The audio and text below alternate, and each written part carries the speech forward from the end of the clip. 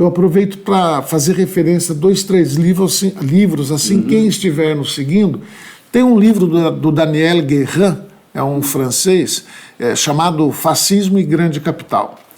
Tem um livro do Nikos Poulantzas, um grego que fez toda a sua carreira na França, chamado Fascismo e Ditadura. Tem um livro do Palmiro Togliatti, Lições sobre o Fascismo. O que a gente nota, principalmente nos 2 primeiros que eu citei, o que a gente vê? O movimento fascista, como um movimento reacionário de massa, é um movimento pequeno-burguês. Ele surge num tipo de crise política específica, cujo um dos componentes é o fato dos partidos burgueses tradicionais estarem em declínio. Você tem uma crise de representação partidária da burguesia. Bom, isso é um elemento importante para entender por que a burguesia decide cooptar, confiscar, digamos assim, o movimento fascista. Porque os partidos próprios dela estão em declínio. Isso estou falando da Itália e da Alemanha da década de 20. Mas, aqui aconteceu isso. Exatamente. O esvaziamento do PSDB e do DEM. PSDB, DEM e PMDB. Vejam o papel que o PSDB e o PMDB fizeram na eleição de 2018. Se fosse contar com esses partidos, a burguesia não chegaria à eleição de 2018 com chance de vitória. Inclusive a bancada desses 2 partidos foi reduzida à metade, tanto de um quanto de outro. Então isso faz com que a burguesia, isso é um tipo de crise política que faz com que a burguesia considere a possibilidade de confiscar, cooptar, dirigir, cavalgar, usem o termo que quiserem, o movimento fascista, se apropriar politicamente dele. Foi isso que foi feito no Brasil.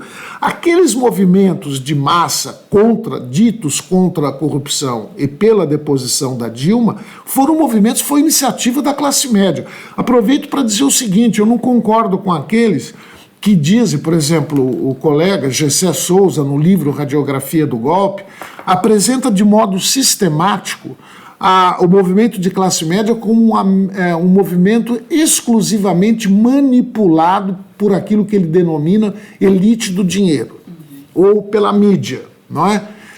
Eu não concordo com essa análise. Foi um movimento reacionário autêntico dessa alta classe média, que surgiu por iniciativa dessa alta classe média. Mas os irmãos Koch deram dinheiro. Deram. Os proprietários de terra davam dinheiro para o movimento fascista, desde o começo. Tem artigo do Gramsci de 1921 que mostra isso. O PSDB percebeu que poderia lucrar com aquilo, apoiou. Mas quando o PSDB, a cúpula, a fina flor do PSDB, foi lá na Avenida Paulista, eles foram tocados. E outra, o movimento da classe média levantou a bandeira da deposição da Dilma, o PSDB ficou discutindo meses e meses entre o Aécio, o Serra e o Alckmin se devia ou não assumir a bandeira do impeachment. Cada um tinha o seu cálculo pessoal a respeito. Então foi um movimento de classe média.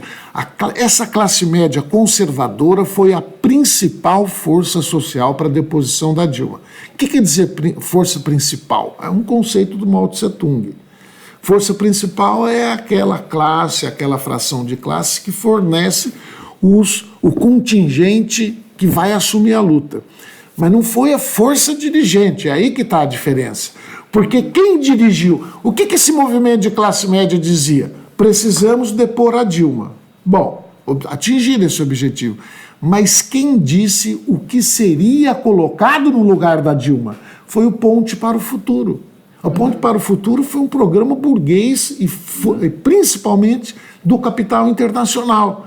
Então, a classe média fascista funcionou como força principal, mas o movimento foi dirigido politicamente pela burguesia e pelo capital internacional, que já tinha iniciado uma ofensiva política restauradora desde 2013 contra a nova matriz econômica do Guido Mantega, contra o Banco dos BRICS, pela internacionalização do pré-sal. Foi isso que a gente assistiu. Então, no fascismo, que a gente estava falando dos conceitos, né, são muito importantes essas distinções. Quer dizer, A classe que dá a base social não significa que seja a classe dirigente. A classe que é a base de apoio do governo, o Pulantz chama de classe apoio. Essa base, a classe média funcionando como classe apoio do governo, não significa que ela seja força dirigente. Agora, isso cria uma situação complexa. Os livros que eu citei do Pulantz, do Daniel Guérin, ele mostra que o fascismo, uma vez no poder, nunca logrou eliminar os atritos entre essa base social e a força dirigente.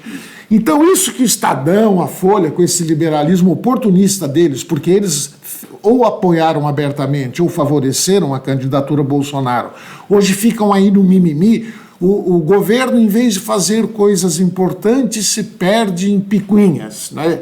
É a própria fonte de crise. Não, nós não podemos pensar assim, que é meia dúzia de louco fazendo bobagem. Isso não existe na política, pelo menos na grande política. O que existe é o seguinte: o Bolsonaro quer atender a base dele também. Não é? Então ele é domado, mas mas não é passivo. O capital internacional não conseguiu converter o movimento neofascista num instrumento passivo. Ele está sendo um instrumento, mas ele é um instrumento que tem suas demandas próprias. E isso vai continuar. Isso vai continuar, não é loucura de meia dúzia de Bolsonaro, Olavo de Carvalho, Ernesto Araújo e outros, não é isso não. É algo mais profundo, mais importante isso daí, não é?